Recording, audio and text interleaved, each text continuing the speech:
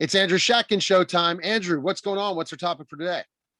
Two things. I want to talk a little about my forthcoming books. I also want to hit on the issue of a term that is bandied about, misused, and meaningless, namely spirituality.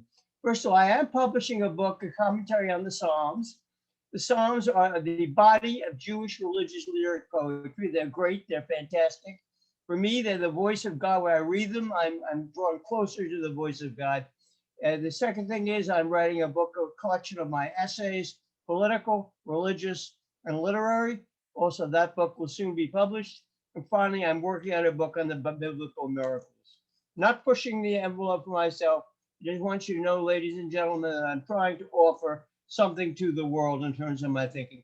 Today, I want to talk about something that's a real sensitive topic for some people. And Neil knows I'm not afraid of stating what I think is valid, although it may annoy some people. But let's face it, Jesus Christ got crucified. A lot of people were annoyed at him.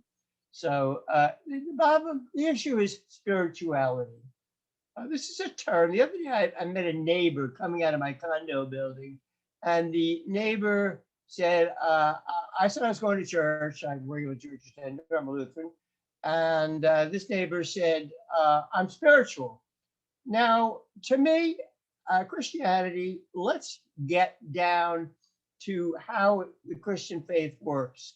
Spirituality is a vague term, not meaning a great deal. God created the earth, a material being, a material place with human beings there. Jesus was a man. I don't think there's any question about it. He made a claim to be God, but he also came as a man.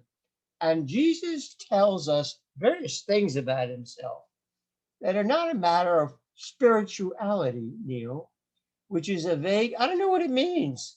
I guess it's some way of saying I have some kind of religious belief, but it's vague and it's inclusive and it's good enough to satisfy me. But Christianity, Jesus makes demands, intellectual demands on us. For example, he says the poor are blessed. I'd like to know why the poor are blessed. They don't look too blessed, do they, Neil? No, they don't, Andrew. He also says that, as a matter of fact, they're not doing very well at all. Most of the world is poor, isn't it, Neil? Absolutely. Yeah. Yeah.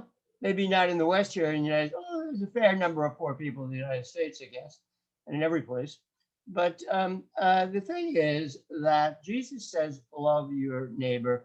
That's tough enough, because to love someone that you don't even know or have to do with, or you may not like, he really tells us to try to love people we don't like.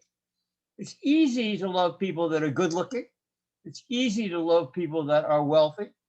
It's easy to love people that are wealthy. He says, love our neighbor, whoever they are. Then he says, love your enemies. That takes it even one step further. This person, he's not some kind of spirituality. He's making fantastic demands on people. He's saying to them, love your enemies, pray for those that persecute you.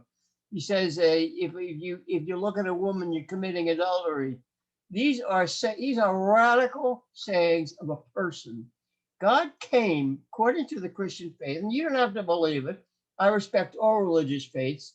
I respect all religious paths. I think people should have the right to believe what they want in a democratic society. Exactly. There should be freedom of religion. Yes. It should be. It's good to include other people and hear their thoughts in this issue. But for me, I happen to be a Christian, but that's okay. You don't have to be. You could be Hindu, you could be Islam, as far as I'm concerned, or Buddhist. It's fine. But I do say this, that God created the earth with people in it. He was not some kind of engaged in some kind of spirituality. He's not some kind of vague ghost-like being. We claim he came as a man, as a person. He was born of a woman, a female. He had followers that were people. He claims that he rose from the dead and came out with a body. This is not a faith of spirituality. Spirituality doesn't, to me, It doesn't mean anything. It's an excuse, frankly, Neil, for not thinking.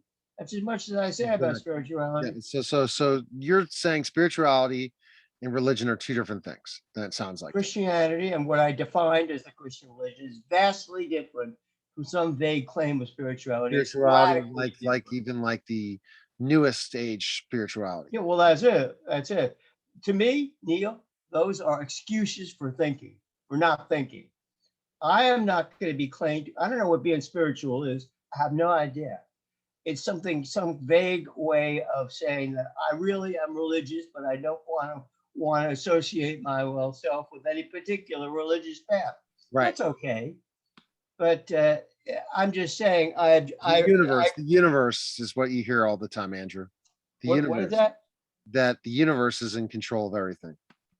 I haven't heard that, but I'm sure it's what we live in. Look, Neil, America. What is American society? You know what American society is. It's fads. It's words. It's images. Right. It's saying things without factual or intellectual backing.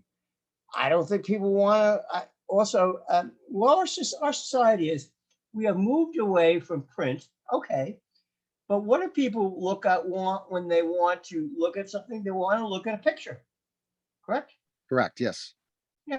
So it's, and Mortimer Adler said in a very great book, How to Read a Book, to look at an image, to look at a picture is a drug. That's what he said, as opposed to a complex print book. He said it is a drug. It fools us. It bedevils us. If you want to form your thinking on pictures and photos, frankly, Neil, I hope that I hope that your children will not be fed with this nonsense. Okay.